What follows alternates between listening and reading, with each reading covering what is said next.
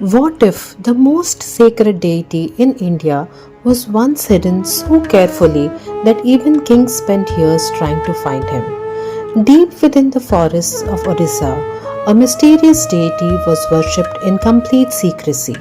No king knew where he was, no pilgrim could find him, and the family that guarded his secret had sworn never to reveal it. This is the forgotten story of Nila Madhava, a hidden god, a determined king, and a mystery that would eventually give the world Lord Jagannath. Long ago, King Indradyumna heard astonishing reports of a deity known as Nila Madhav. The deity was said to possess a divine presence unlike anything devotees had ever experienced. Yet, no one knew where it was. The secret was guarded by a tribal chief named Vishwavasu. King Indradyumna sent emissaries across the land in search, and most returned empty-handed. After a long search, a learned Brahmin Vidyapati arrived at the home of Vishwavasu. The tribal chief welcomed him warmly but refused to reveal the location of Nila Madhav. The secret had been protected for generations, and Vishwavasu had no intention of revealing it. Days turned into weeks, weeks turned into months. Vidyapati remained with the family. During this time, he grew close to Vishwavasu's daughter Lalita and eventually married her. Seeing Vidyapati's sincerity, Lalita pleaded with her father to trust him. At last, Vishwavasu agreed, but there was one condition. Vidyapati would be blindfolded. He could see the deity, but he could never know the route.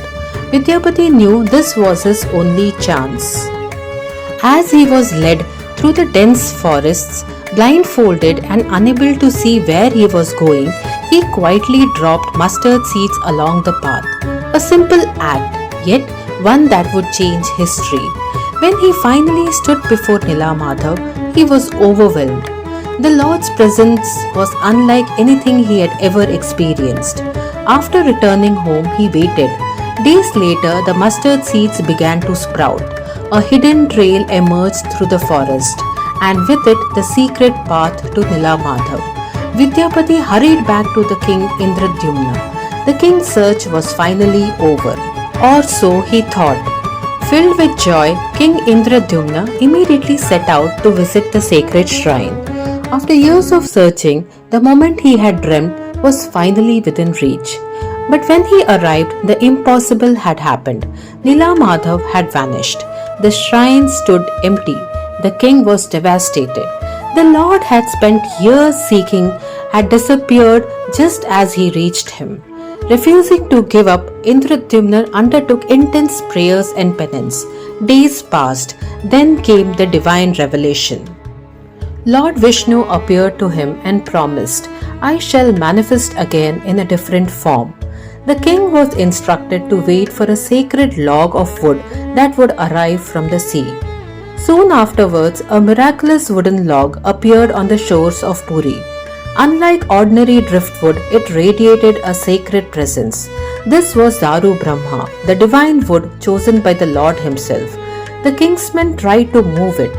Strong warriors pulled with ropes, others pushed with all their might. Nothing happened. The log would not move. Only after prayers were offered and devotion invoked did the sacred wood finally become movable. The prophecy was unfolding. The Lord had returned, but a new challenge awaited. Who could carve the divine form? King Indradyumna summoned the finest carpenters and sculptors from across the kingdom. One after another, they examined the sacred wood. One after another, they failed. Their tools could not cut it. The chisels left no mark. The king was heartbroken. He had received the Lord's blessings, yet no one could shape the sacred form. Then an elderly carpenter appeared before him. Calmly he declared, "I can carve the deities." The king was overjoyed, but the old man had one condition. He must work completely alone. The doors must remain closed, and no one was to disturb him for 21 days. The king agreed. The old carpenter entered the chamber. The doors were sealed. For days the palace echoed with the sounds of carving. Tap, tap, tap. The work had begun. Then suddenly, silence. One day passed, then another. No sounds emerged from the chamber. Fear spread through the palace.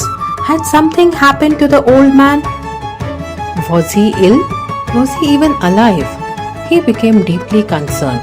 A promise had been made, but eventually anxiety overcame patience.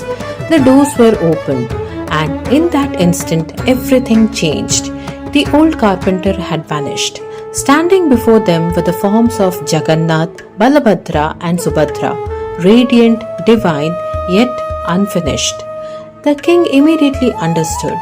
The mysterious carpenter had been Vishwakarma himself, the celestial architect of the gods. By opening the doors early, the divine work had been interrupted. Yet a heavenly message instructed the king to worship the deities exactly as they are. And so, the unique forms of Jagannath, Balabhadra, and Subhadra came into existence, a reminder that the divine cannot be rushed by human impatience. Jai Jagannath.